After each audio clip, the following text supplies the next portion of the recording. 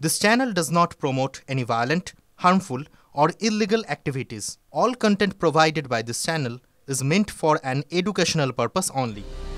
সোজা পথে হচ্ছে না, এবার বাঁকা পথে ইসকনকে তাড়ানোর চেষ্টা। ইসকনকে আর্থিক অনটনের মুখে ফেলার চেষ্টা। গ্রেফতার হওয়া সাধু চিন্ময় কৃষ্ণ দাসের অ্যাকাউন্ট ফ্রিজ করে দেওয়া হলো। তিনি সহ মোট 17 জনের ব্যাংক অ্যাকাউন্ট ফ্রিজ করে দেওয়া হয়েছে বলে অভিযোগ। জানা গিয়েছে, মোহাম্মদ ইউনুস সরকারের বাংলাদেশ ফাইন্যান্সিয়াল ইন্টেলিজেন্স ইউনিট 17 জনের আর্থিক লেনদেনের নিষেধাজ্ঞা জারি করেছে। এরা সকলেই ইসকনের সদস্য বলেই জানা গিয়েছে। আর্থিক তছরূপ প্রতিরোধ আইন 2012-র অধীনে ইসকন এবং এর সঙ্গে যুক্ত ব্যক্তি ও তাদের প্রতিষ্ঠানের আর্থিক লেনদেনে 30 দিনের জন্য নিষেধাজ্ঞা জারি করা হয়েছে। আগামী 30 দিন এই অ্যাকাউন্টগুলি থেকে কোনো ধরনের লেনদেন করা যাবে না। পরবর্তীতে প্রয়োজন হলে লেনদেনে স্থগিতাদেশের মেয়াদও বাড়াতে পারে বাংলাদেশ সরকার।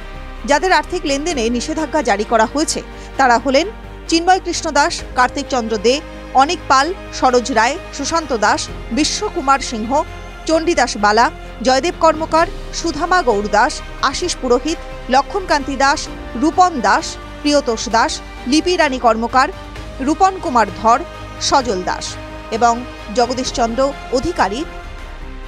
এদের মালিকানাধীন ব্যবসায়িক প্রতিষ্ঠানগুলির সমস্ত হিসেব নিকেশ, যেমন নথিভুক্ত ফর্ম, কেওয়াইসি ফর্ম, আর্থিক লেনদেনের নথি আগামী 3 দিনের মধ্যে পাঠাতে বলেছে BFIU।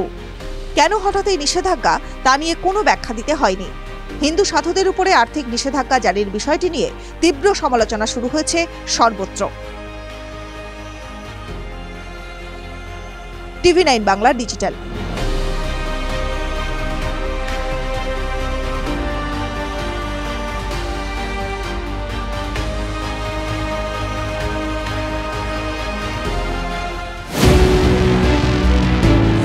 নেতারা ভোটার খোঁজে, প্রমোটার প্লট।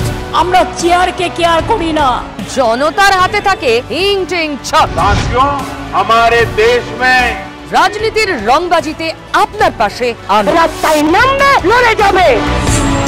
আপনার কথা আমার মুখে। কাট্টু কেষ্ট লাভ হলো না। All Rhodes lead to CBI. বিজেপির টার্গেট শাসক দল। দেখুন ঠোঁট কাটা, রোজ রাত 8টায় TV9 বাংলায়।